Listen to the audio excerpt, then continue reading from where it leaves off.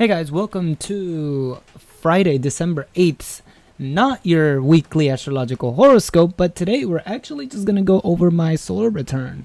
I know some people have been wondering, hey Niwa, how do you read a natal chart? Hey Niwa, how do you do this? How do you do that? And I know that with my not so much doing astrology on her streams nowadays, it's getting a little bit more difficult to be able to find that information. And so there's two things that I kind of want to offer within the next couple weeks, if not months, unfortunately, because I do need to prepare a little bit for it.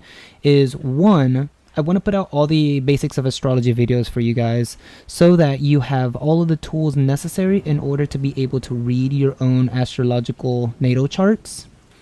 All you would have to do is write down the information for every single, house point and combination and stuff and look them up and be like, oh, okay, so that's how you, read a lot of this information. And two, I want to make a sort of comment section request of, hey Niwa, can you read my chart? And what we'll do is we'll go over people's charts, record them, and throw them back up live so that everybody has sort of like a learning experience from it. We can take a person's chart, use it as a example, and we can go over it and figure out, what they got going on and how does that help us learn or better understand how to read charts. So today is kind of like a test trial, if you will. It's let's see if this actually kind of works and stuff. And even though I didn't really prepare a whole lot for it, to be honest, I was just like, okay, got my charts, gonna throw them up. Let's go ahead and read them on stream, or not stream, but like on the recording, because yeah, what's preparation, right? So let's go ahead and take a look at my solar return, which, by the way, if you guys don't already know, a solar return is literally your birthday. It's when the sun returns back to its natal position. So, you may have heard people talk about like Venus returns, lunar returns, Mercury returns, Mars returns, all that stuff. But for me, I'm having Niwa's solar return. And it is obviously my birthday. The sun returns back to 1654, which is 16 degrees and 54 minutes.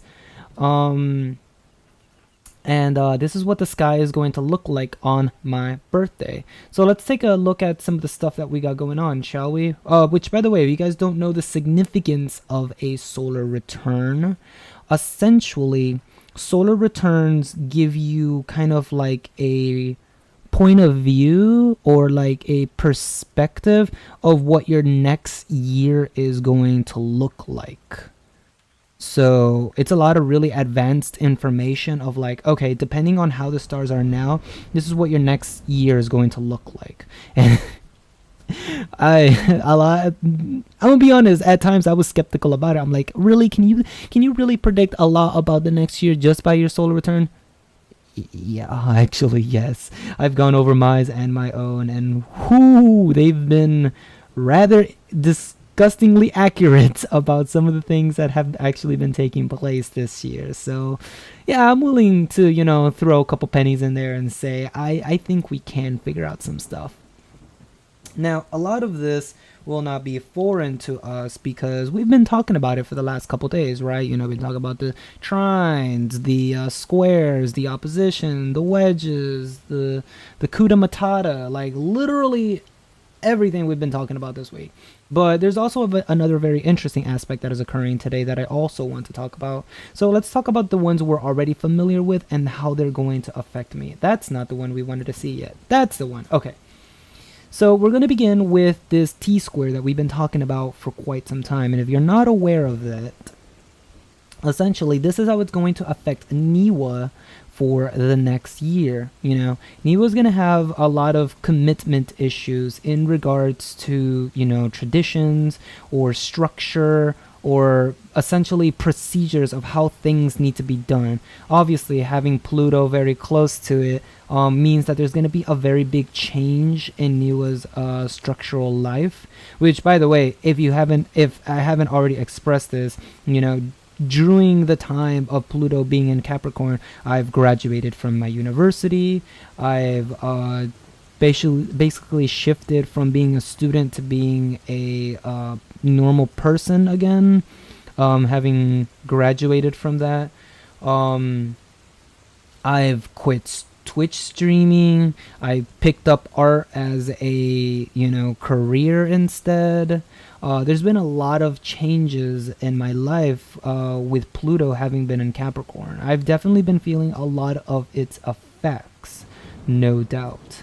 And so right now, one of my commitment issues is that, Uranus Athena is kind of in one way saying, oh, you have all these things inside of you. You're not sure whether you want to do them or not. You're scared that things might go wrong, or maybe they're things that I don't want to give up, or I don't really know where to go about this change. And on the opposite side, I'm trying to take actions that are going to keep things stable, connected, harmony, peaceful.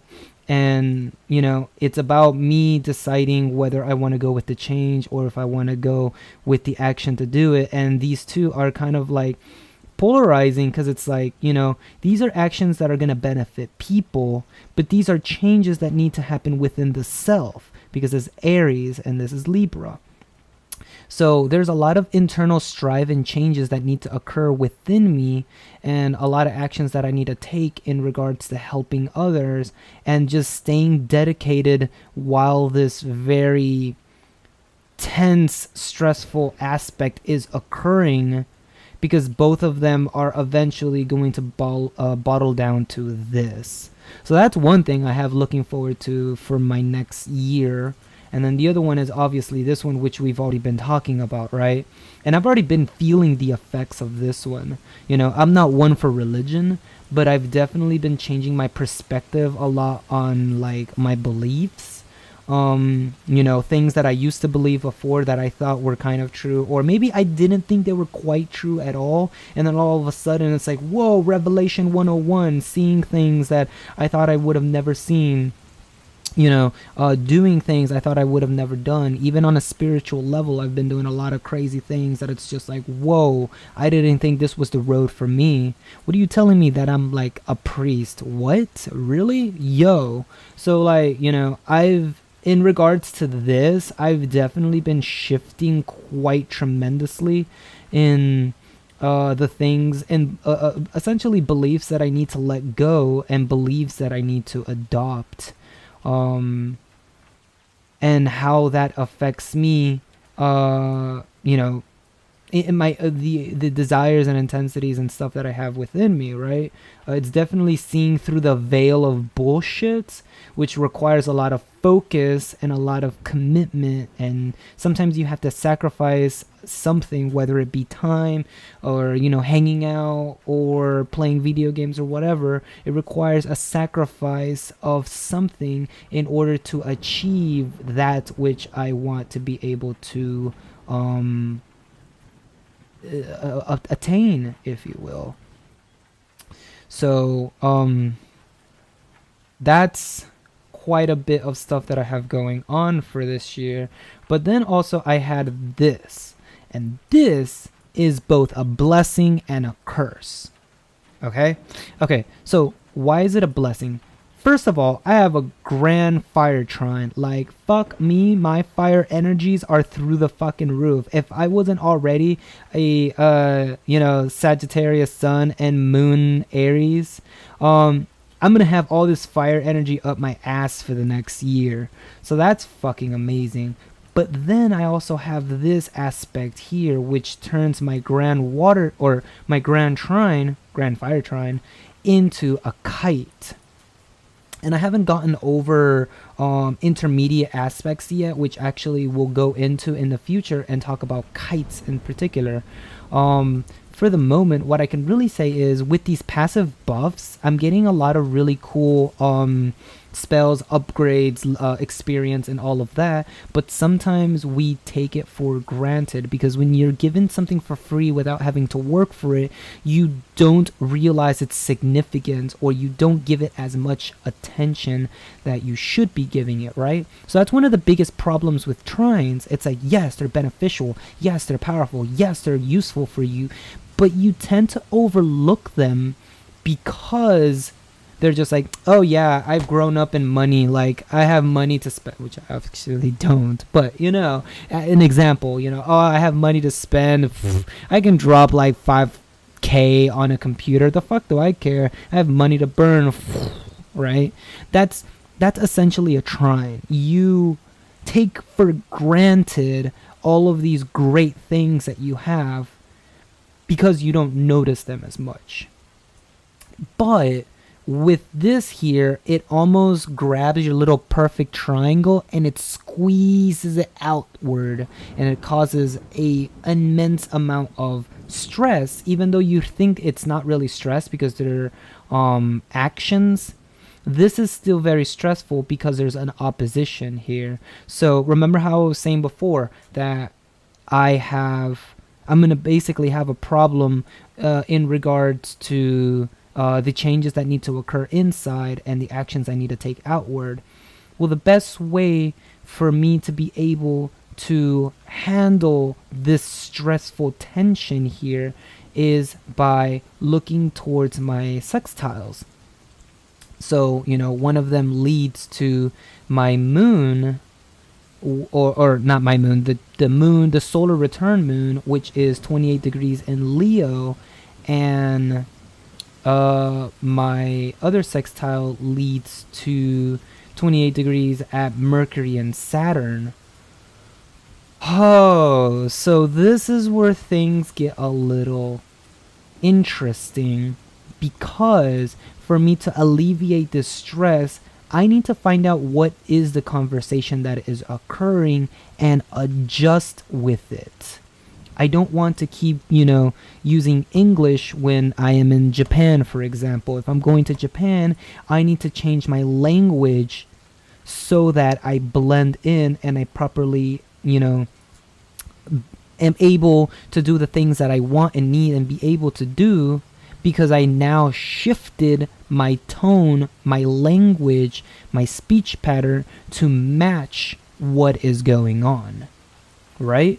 And the other one is I need to be, I wouldn't say emotional because, moon's emotions and whatnot, but this isn't Cancer, this is Leo. So here I want to be essentially positive, right? My emotions need to be positive, they need to be inspiring, they need to be shining, if nothing else. And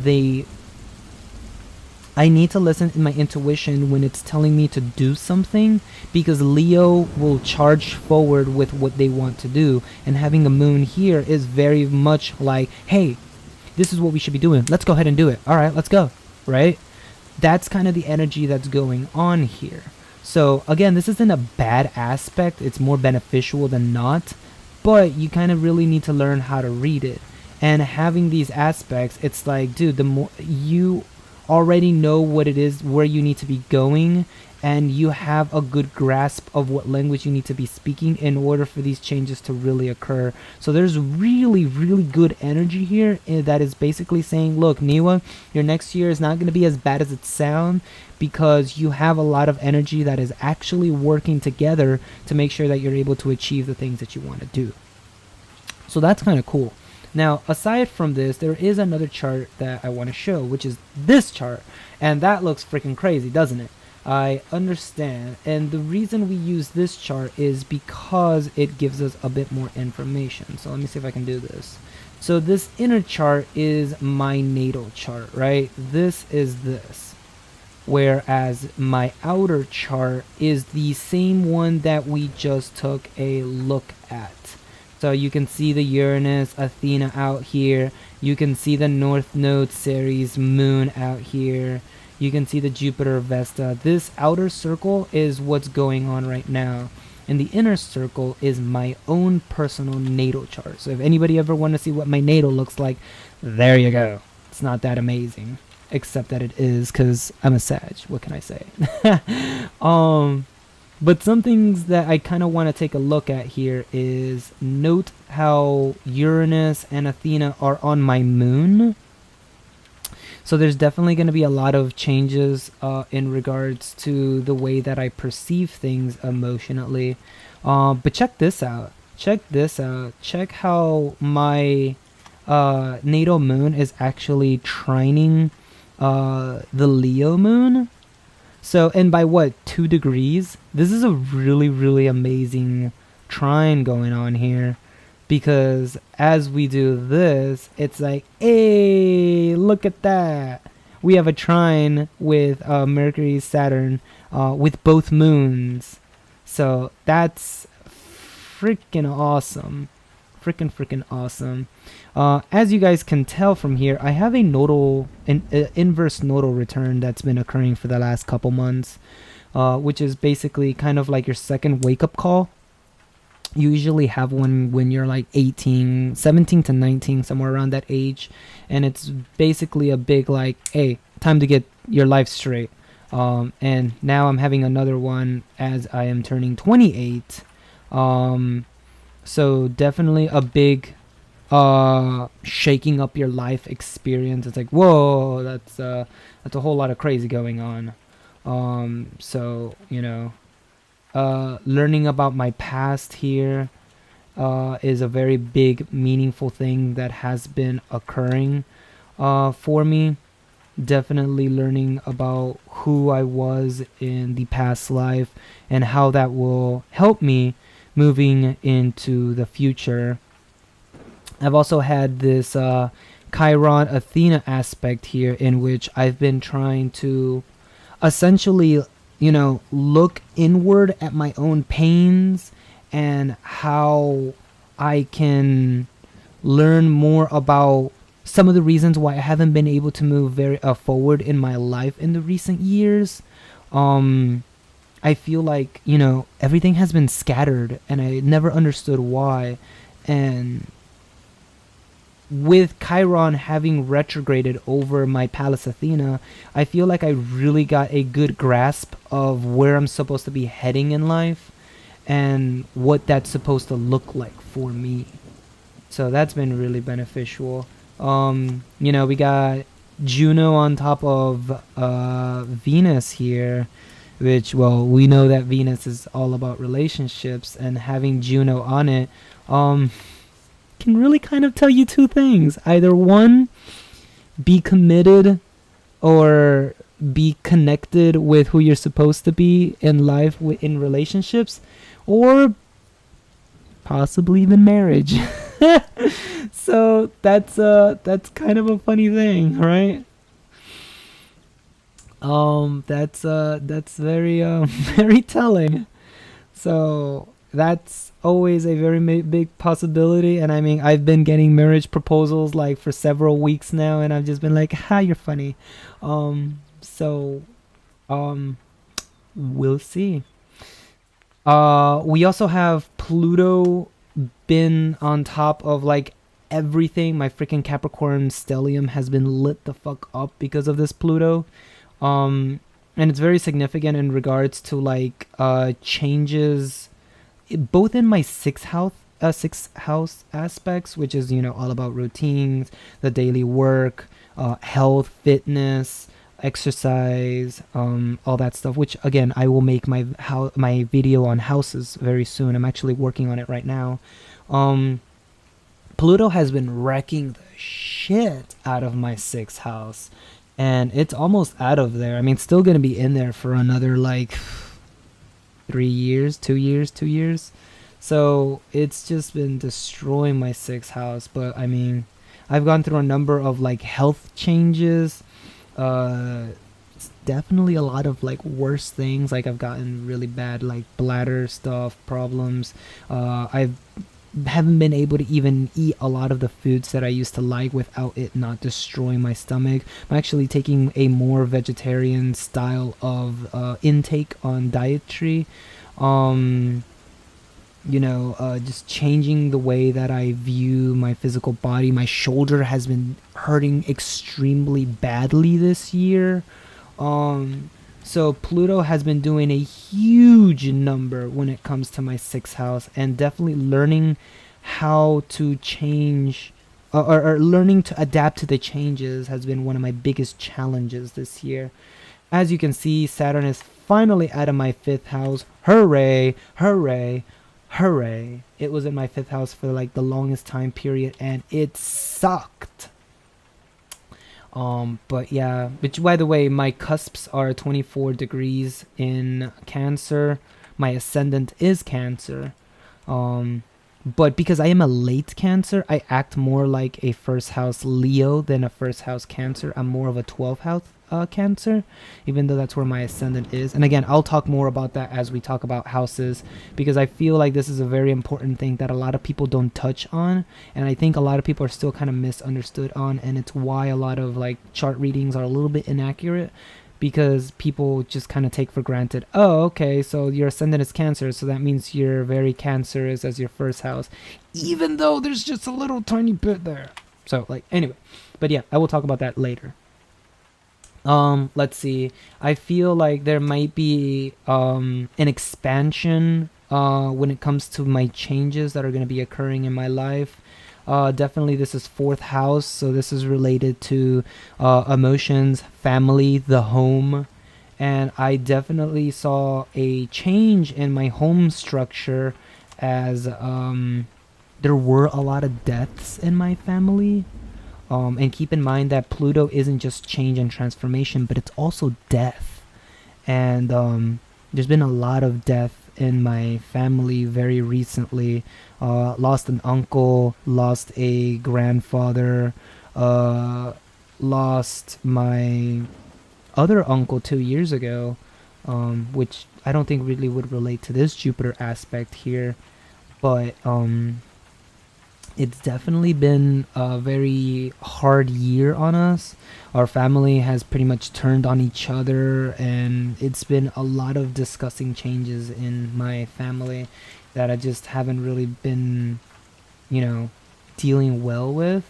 We also have Vesta here as well in the fourth house, which is in its natal position, which makes me kind of sad. In fact, I think the only really natal position I have here. No, actually I have two.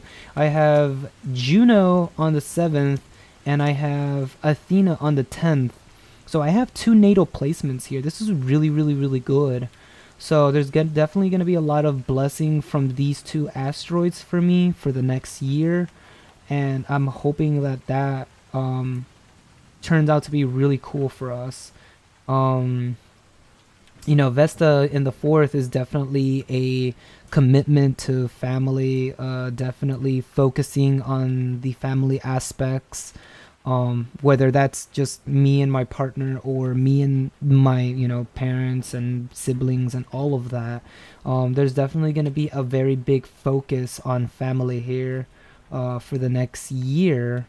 Several actions may be taken in regards to harmonizing my family and all of that stuff, so that's something to look forward to. And definitely quite a bit of inspirational intuition in regards money, values, and self-worth, amongst other things. So definitely I feel like this is really, really cool, because well, Niwa can definitely use some muns, and working towards my goal of being an astrologer, definitely am working towards all that. There's also going to be kind of a need to really understand myself. This is North Node and Ceres here, so kind of a going through that rite of passage, that growing up that I spoke of yesterday, growing up in who I am supposed to be, because the first house is the house of self. My self-identity, who I am, the way that I carry myself. So this is a very big coming into who I am meant to be, essentially. So that's really, really cool. Obviously always got Sun in the 5th because, well, my Sun is naturally in the 5th. There's a lot of love, a lot of passion, a lot of commitment. 5th house definitely rules love because it's Leo, whereas the 11th house rules fears because it is the opposite sign. It is an Aquarius. It is the whole I don't really attach to anyone because I don't know what they may do, but I am friends with everyone type of deal. And definitely there's no fears moving forward. There's nothing blocking me. There's nothing stopping me. It also kind of means that I may not have a really good grasp at communicating with people and whatnot. So definitely coming into that like self-awareness, that higher learning, This may just mean that I don't really need to learn a whole lot anymore because I've learned all of the basic things that I needed to.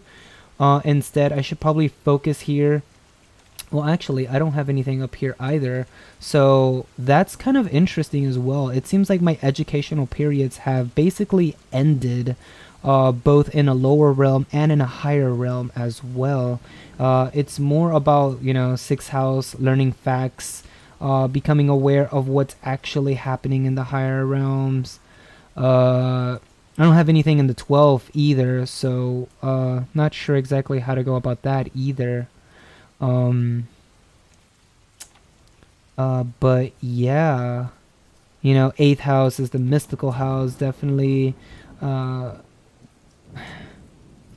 think it's definitely telling me that I'm gonna have to like just delve into it. Neptune is ruled by Pisces, and it's like the oceans.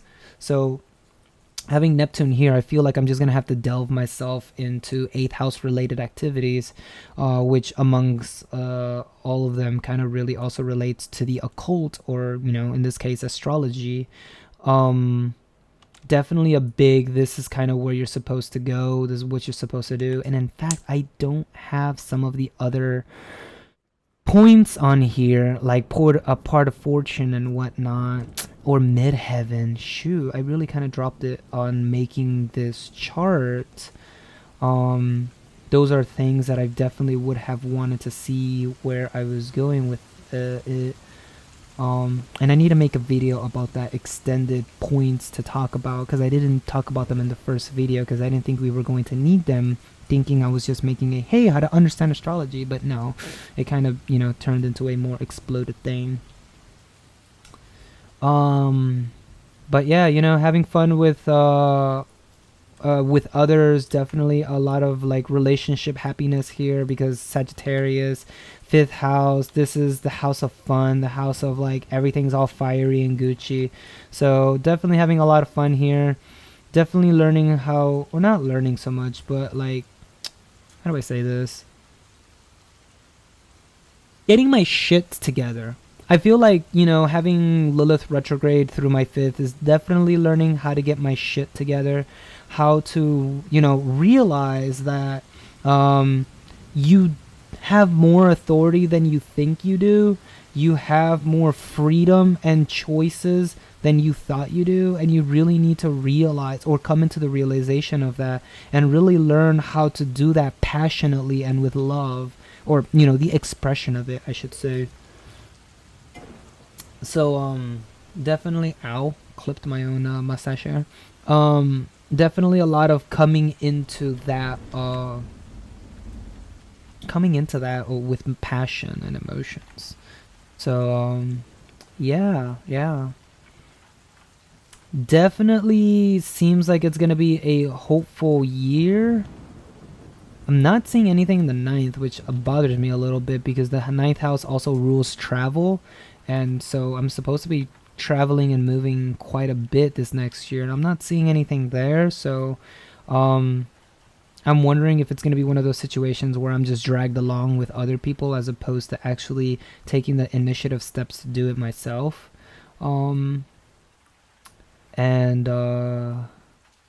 Yeah, that's really kind of it. Hopefully this kind of helped you guys a little bit of trying to understand how to go about natal charts, or how to even learning how to really look at your solar return. And hopefully there was something that you were able to take away from this video. Again, once I'm done with a lot of the basics of astrology, I do want to ask the audience or the comment section to, hey, drop your natal chart here, and let's throw it up on the videos and take a look at it, so that we can all kind of learn a little bit from it. Definitely something that I am looking forward to doing in the future, and hopefully you guys like this. Let me know in the comment section below whether this is something that you would like us to do moving forward, whether this was helpful, beneficial, or whether you were like, Niwa, we really did not care about this, just go back to your transit astrology. Whatever it is, I appreciate any and all feedback. So with that said, as usual, thank you all so much for watching. You know, if you want to help out with the stream, help spread the message, right? Go over to our Twitter accounts and, you know, give us a like or retweet and be like, hey, shout us out, be like, yo, this dude does astrology, you should give him an ear. Really do appreciate it quite a lot. You know, if you want to come and chat it up, meme it up, we have our Discord and whatnot, and all the links are always in the description below. If you want anything from our store, we're still going on sale for the winter season. So come hit us up over at artsandmysticalservices.com. And with that said, thank you all for watching. You guys have a nice and positive day. I can't even speak. My throat is dry. I will catch you guys on the next weekly astrological horoscope. Take care.